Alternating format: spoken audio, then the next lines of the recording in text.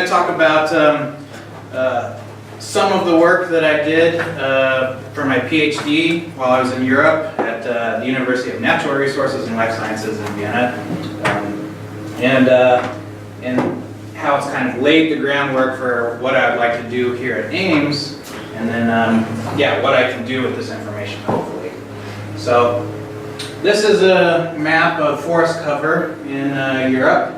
And actually a lot of Europe is covered in forest, 35%, and that's compared to 26% in the US and Canada. So yeah, still a lot of forest there. One big difference between European forests and American forests is that in Europe we have to assume that every forest is managed, essentially, because there are so many people and they've been there for so long.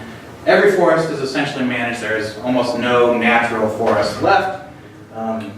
In the US, when we're doing large-scale forest modeling or something, we essentially assume the opposite, that forests are growing naturally. This is to kind of familiarize yourself with the climate in Europe. So this is a minimum temperature, maximum temperature, and precipitation. So we have Mediterranean areas in the bottom there, and then up to boreal zone, and some places that are hot or wet, and some places that are dry. And to give you kind of a spatial reference, this is California. This is about the right size and about the right latitude. And also this is Alaska, also about the right size and about the right latitude. So that just gives you, familiarizes yourself with this. Okay, so I was interested in how climate and climate change impacts forests throughout Europe. And it's a pretty straightforward question, I think, but actually, there are very few continental spatially explicit studies in Europe.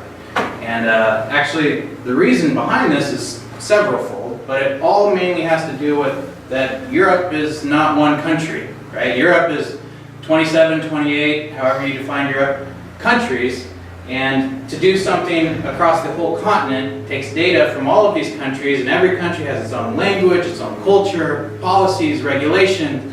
So getting data like, for example, weather station data is next to impossible across all of Europe.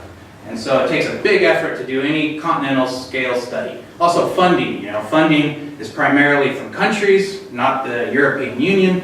And so this funding kind of promotes country-level studies, not European-level studies.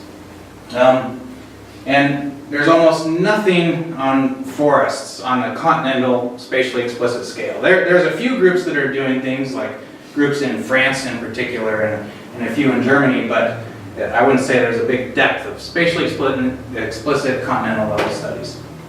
And it's kind of summed up in this quote that I got from this paper. While sensitivities in areas of climate risk and opportunity are increasingly well understood, a spatially stratified quantification of climate change effects is still widely missing, right? So essentially just reiterating what I just said. And this was in 2010, but I would argue it's still applicable today.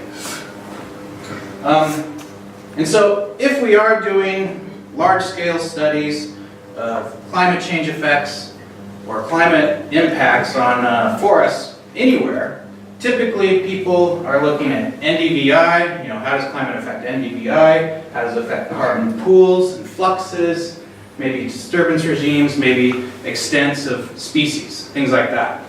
But one of the benefits actually of going to the university that I did for my PhD was historically it had been focused on producing forest managers. And so there are a lot of people focused on actual forestry there.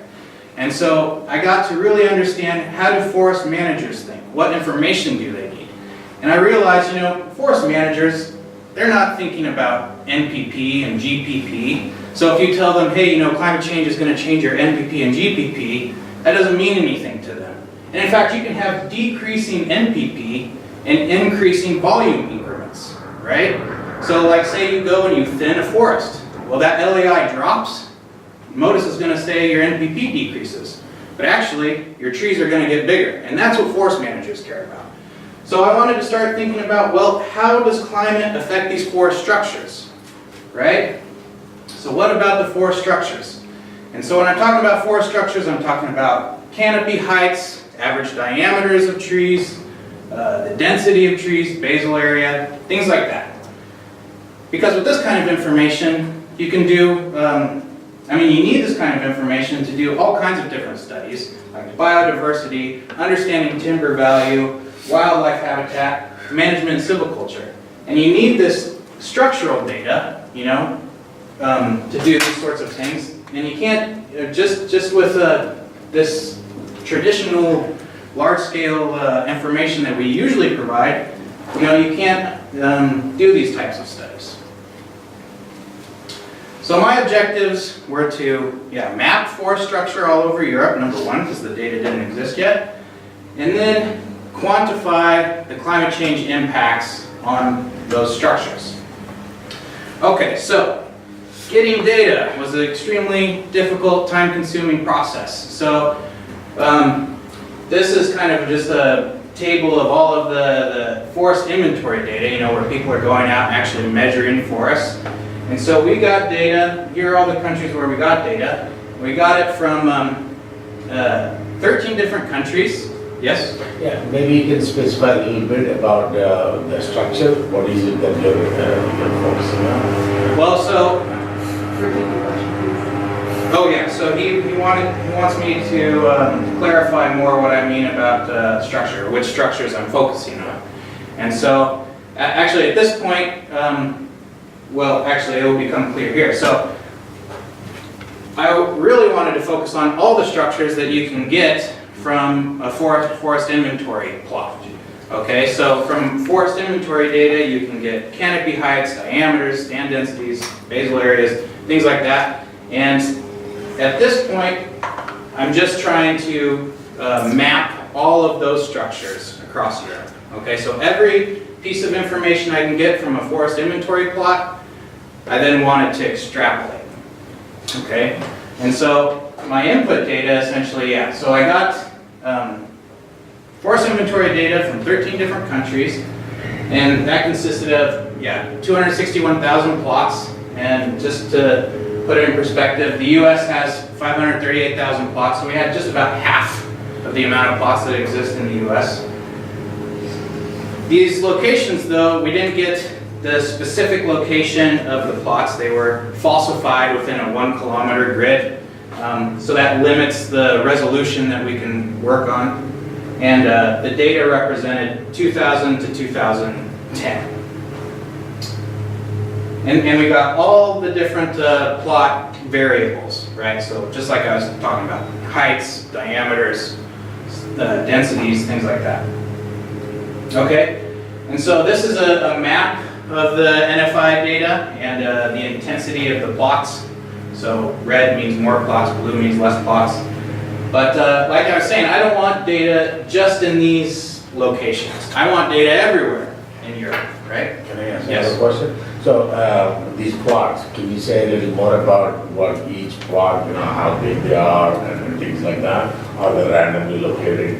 So just a little more detail on that. Yeah, so he wants me to give a little more detail about the plots themselves. So every country in Europe has a different sampling method, right? Most all countries have a systematic grid. So they have a grid at a regular interval. They take a sample of the plot.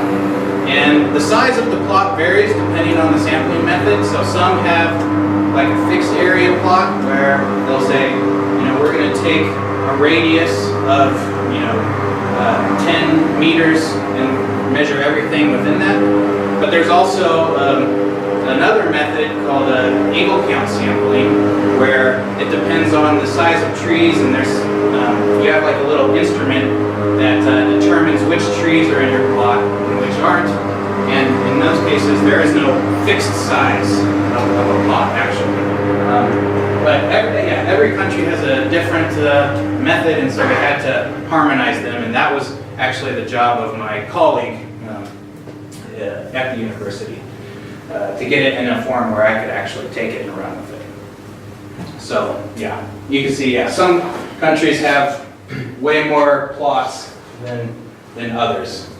So There are no plots in the UK? we didn't get data from the UK. So this is only, this shows where we can get data from. Yeah. So there are plots in the UK. There are plots all over Europe actually, but you can't get the data from every country. Some countries just will not give it out. You know, they say it's a matter of national security, so you don't get it.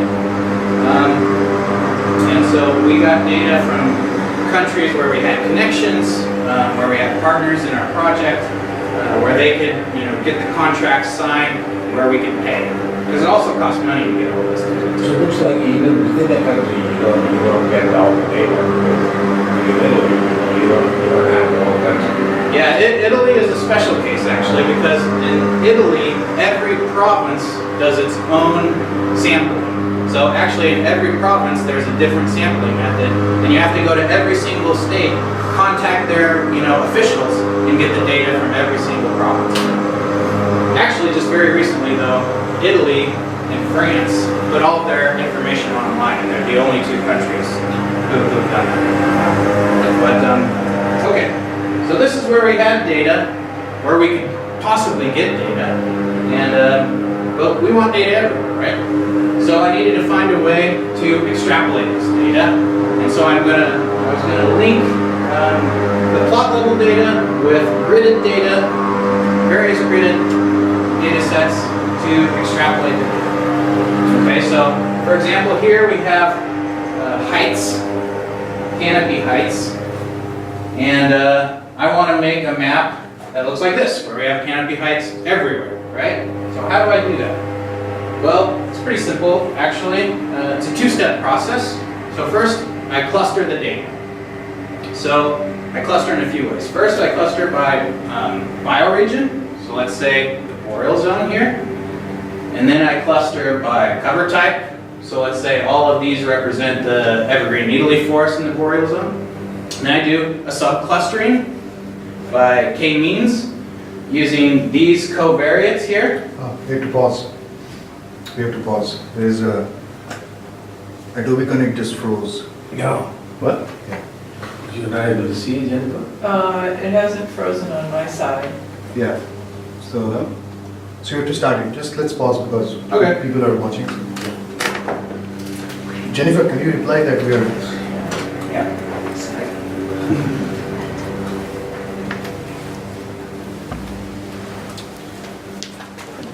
It's okay. It's all right, we're paused right now, so. Did I miss something? No. Maybe about 5 minutes, yeah.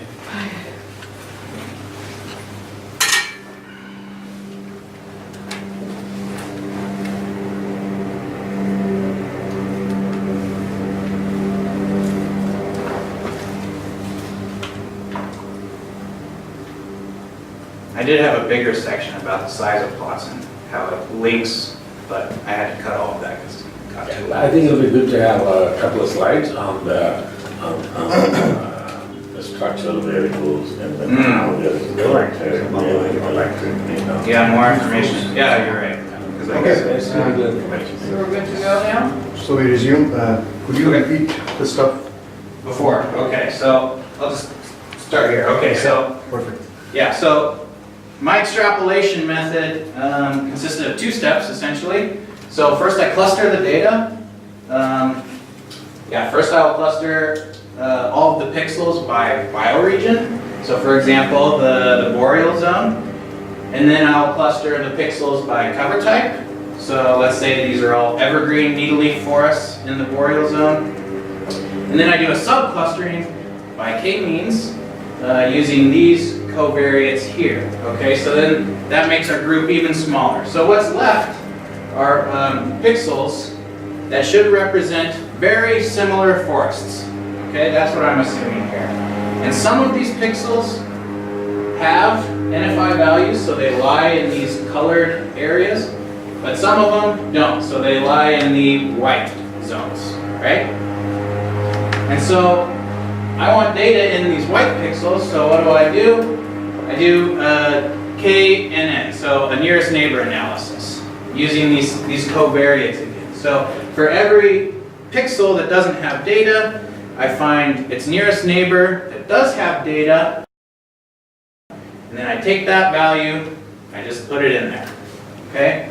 I do that for every pixel in the group, and then I do it for every group. So that's how we create this map here. And so I do that, like I said, for every single forest structure that I can get from an NFI, from a forest inventory. So these are just 4 examples. So carbon per hectare, volume per hectare, height, and age. And already it's pretty neat because we can see the spatial distribution of these different forest structures, and this was not possible before, I created these maps. And not only can we see the spatial distribution, but we can also just analyze the data in different ways. So for example, if we take carbon per hectare. I have a Yes. question.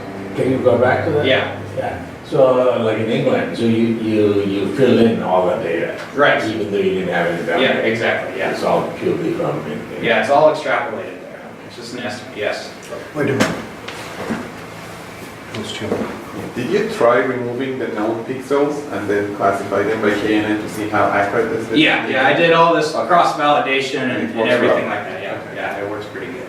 So, of course, there are some areas, like the British Isles where, it might not work so well because this area is actually very different than the rest of Europe, climatically and forest-wise. So, we did our best. I don't exactly know what's there, so I don't know how well I did, but at least for the rest of Europe, I'm pretty confident.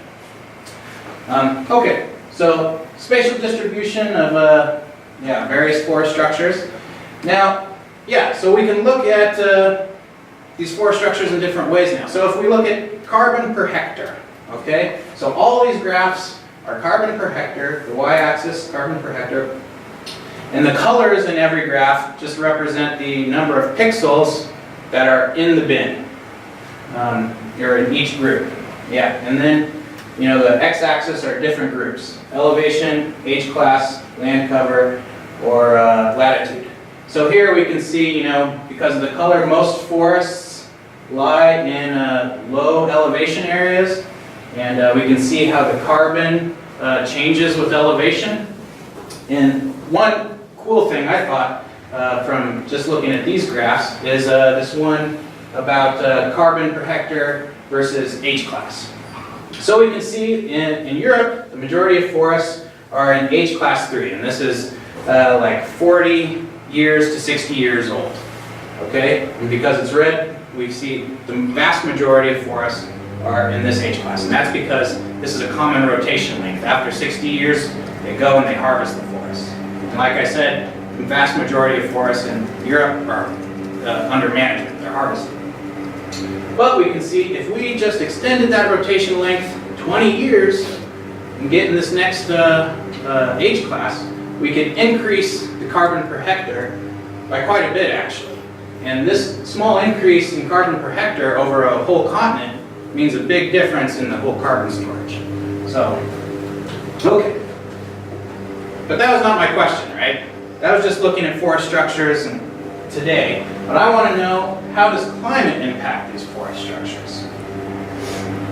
And to narrow my question down, I actually wanted to know what are the biophysical limitations that climate places on various forest structures. So that is to say, given a climate, what is the maximum you can expect in a certain forest structure? For example, what is the tallest possible forest you can expect given a certain climate? Given its temperature and precipitation, what is the maximum that it can possibly reach? Okay, and so I wanted to ignore management, succession, age, species, all those effects. I just wanted to know, how does climate limit these forest structures? Okay, so how I decided to tackle this question was, given a certain climate condition, I wanted to find an upper limit value in the empirical data. So in those maps that I found, I want to find what value, just in the empirical data, is that upper limit value. And so this is just an example. Forget about how I made it right now. I'll get to that. But this is showing diameter at breast height. So this is how we measure forests, is diameter at breast height. And this is showing in a forest the diameter at breast height versus the average daily minimum temperature over a decade. Right? So the climate average minimum daily temperature. And so here we can see at low temperatures, our diameter at breast height in our forest is lower. As we approach freezing and get above freezing, the diameter goes up. And then, there's some variation, but actually it kind of plateaus really. It just stays pretty steady until really high temperatures. And so this represents the maximum possible diameter in a forest. So how do I make these plots? Well, let's say given, oh, yes, sorry. If you don't mind going back 2 slides. I was wondering if you are you're ignoring also, in addition to management, how about impacts, so disturbance events? Right, yes. That's also ignored. Just ignore it, right, yeah. And I hope that will become clear when I talk about how I get to this. So these curves, yeah, represent these maximum potentials versus minimum temperature. So how I make them is given a minimum temperature, so let's say 2 degrees, average daily minimum temperature, I find all of the points to have an average 2-degree minimum temperature, right? And so I take those DBH values, the diameter of breast height, I take all of them and I essentially, turn it into a box plot, right? And then this upper whisker value here, that is what I'm calling this upper limit potential, okay? Because it's essentially the 95th percentile. It gets rid of outliers. It's really the realistic upper limit in the empirical data. Okay, and so I do that for every temperature, yeah? So that's how this is created. And so this is just diameter at breast height versus minimum temperature. But like I said, I do this for every forest structure and across different climate factors, right? So this row is all diameter, breast height, and this is minimum temperature, maximum temperature, and precipitation, right? So we can see, like, if we look at precipitation, there's like a threshold where at a certain annual precipitation, the diameters of forests drop off pretty quickly, right?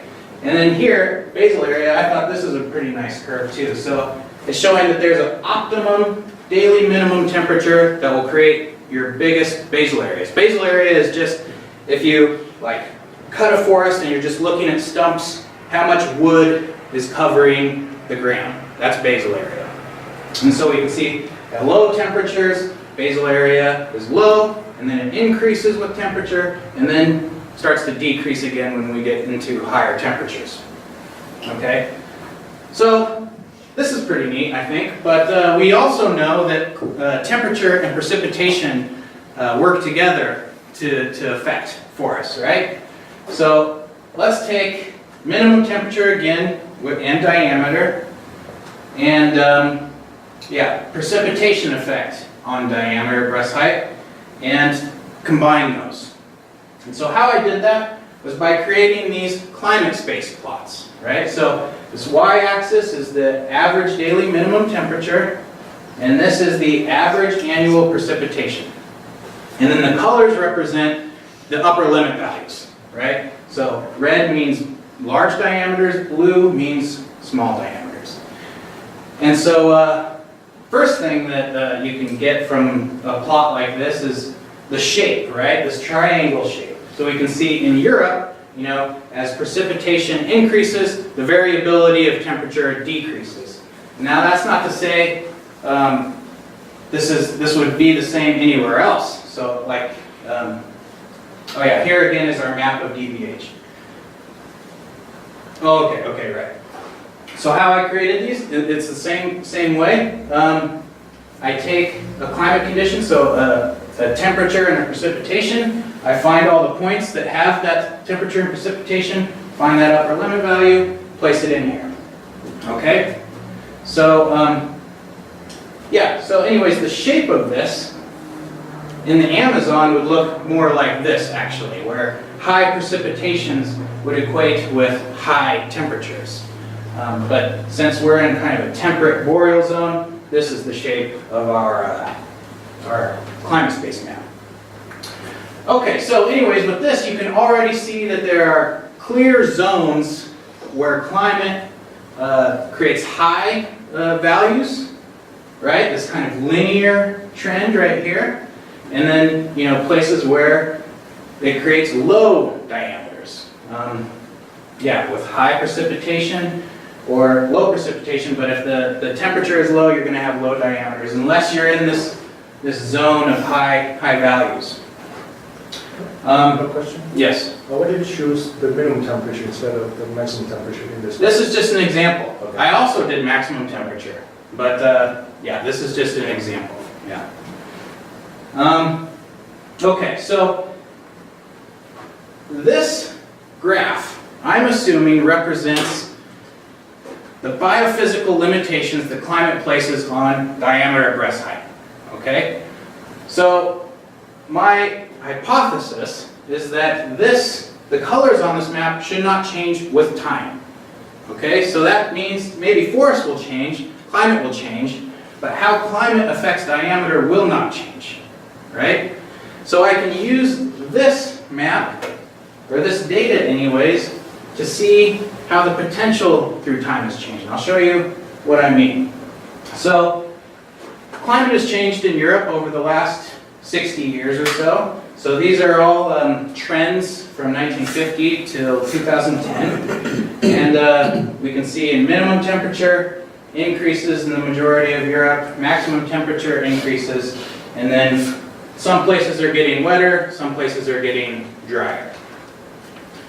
And how does that affect forest structure, at least these upper limits that we can expect from forests? So how I first did it was I chose 8 forests throughout Europe that kind of represent our geographic range, and then also a few forests that are just popular forests. Like for example, this forest here, this purple dot, it's in Poland, and it's kind of known as one of the last old growth forests, one of the last natural forests in all of Europe. Actually, they guard it with armed guards. You can't even go in there.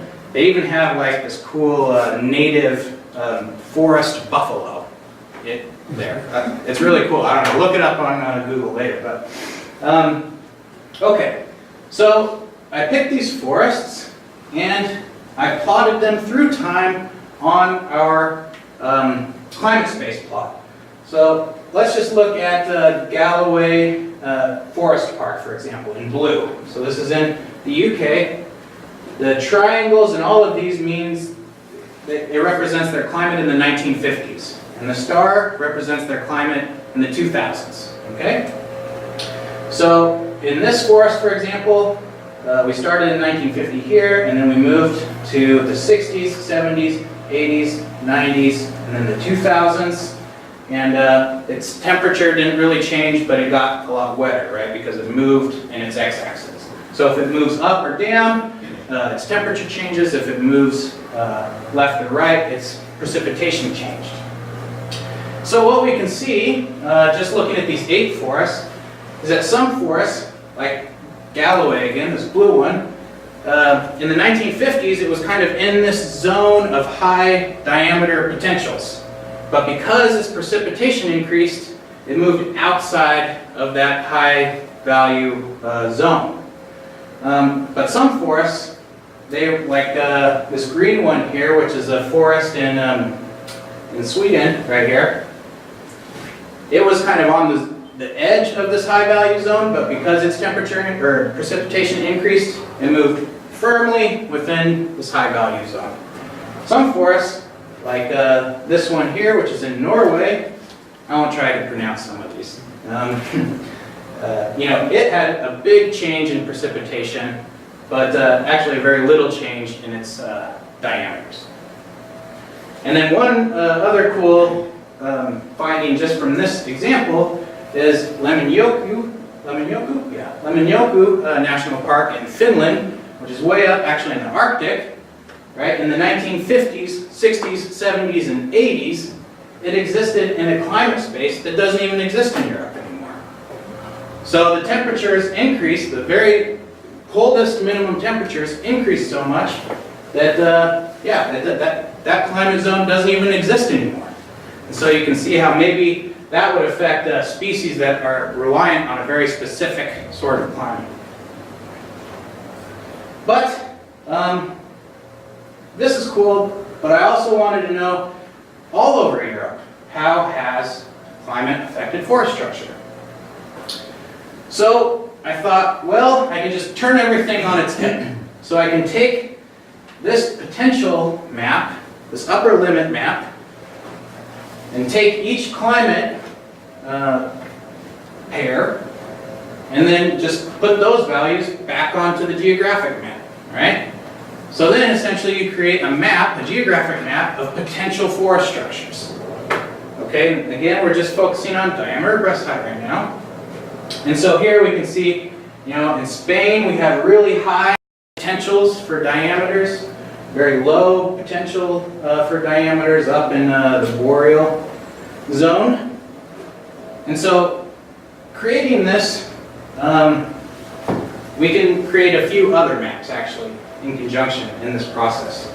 So this is the potential, and this map represents the most limiting climate factor. So for example, up here in the boreal zone, minimum temperatures are the most limiting climate factor on diameters, whereas in Poland it's precipitation, so on and so forth.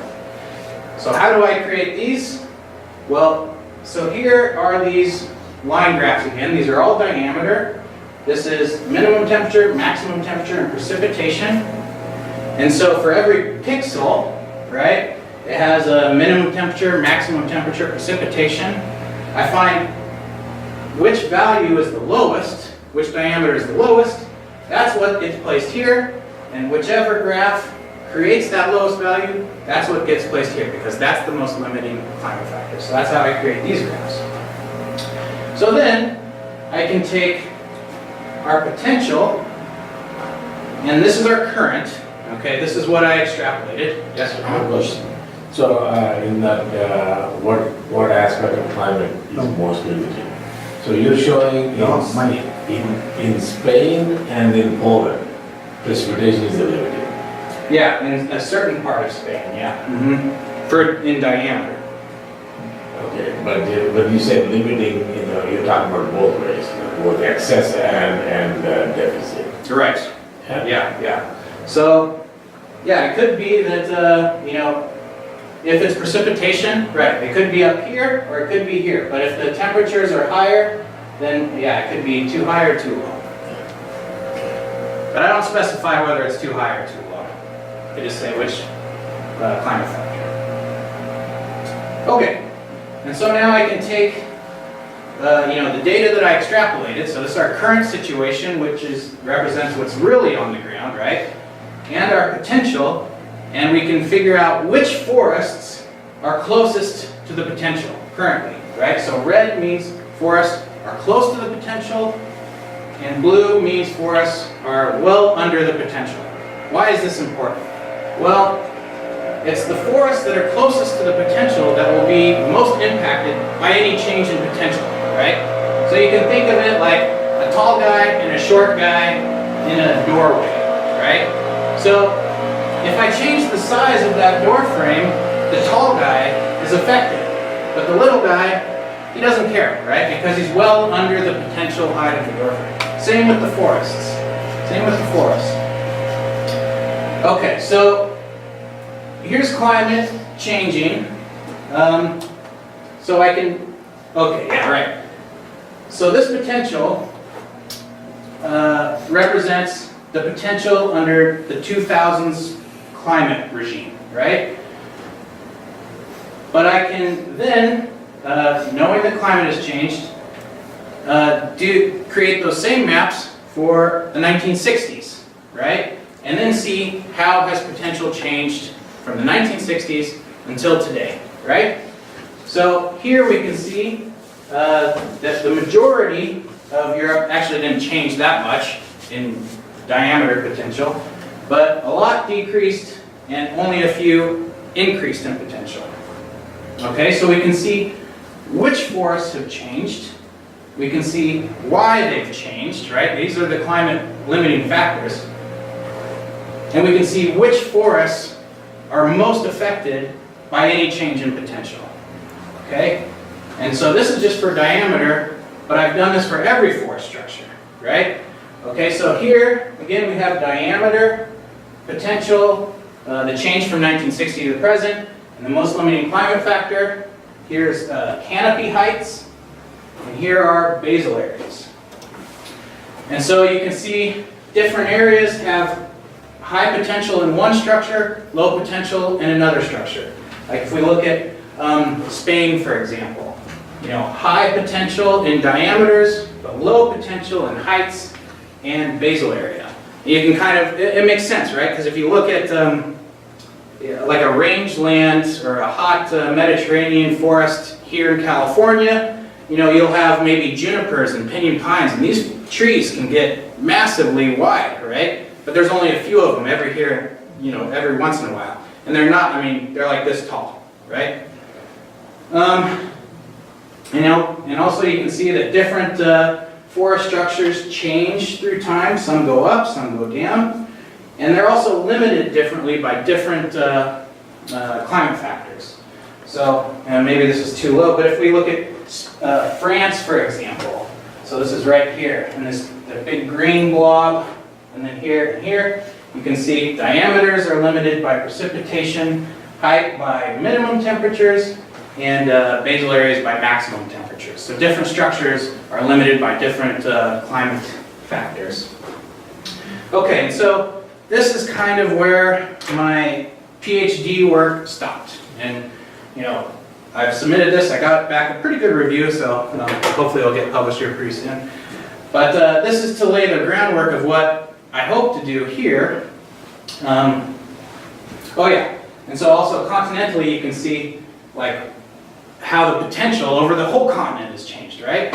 And so basal area in Europe has decreased, or at least the potential basal area has decreased by 6.5%. Okay, so what do I want to do here? Next steps, and so this is good that I'm giving this talk now because I'd like to get some feedback actually about these ideas. So I want to try this in the US, starting out with California, using more accurate FIA data, so getting exact plot locations, whereas in Europe I had, you know, falsified locations. And then my hypothesis is that I can use this data to predict the forests that are most vulnerable to mortality, okay? So that is to say, maybe you're a forest manager and your forest has been, you know, growing under a certain climate condition for years and years, as long as you can remember.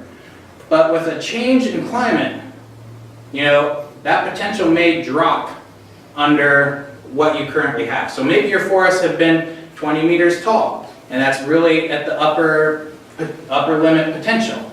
If climate changes a little bit and that potential drops, well, I hypothesize something will come and try to put that forest back in equilibrium and bring it under the potential, whether it's humans or natural disturbances.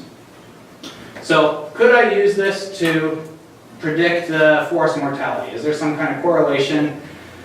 And not only that, can I then provide meaningful recommendations to forest managers of how to avoid this forest mortality event? Because if we just say, you know, your NDVI is going down, or your MPP is going down, a forest manager doesn't know what to do with that information. That doesn't give him any information to avoid what might happen. Whereas, hopefully with this, I can say, you know, your stand density is too high, your forests that are oaks above 10 meters, older than 50 years old, are specifically vulnerable to forest mortality. So then that's some information a forest manager could actually use.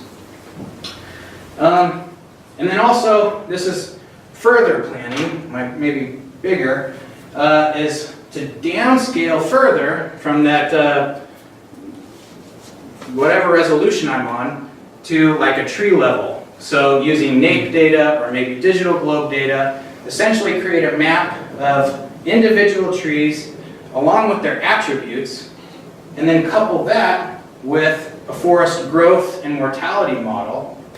So we can get information between forest inventories, because forest inventories only happen once every 5 to 10 years.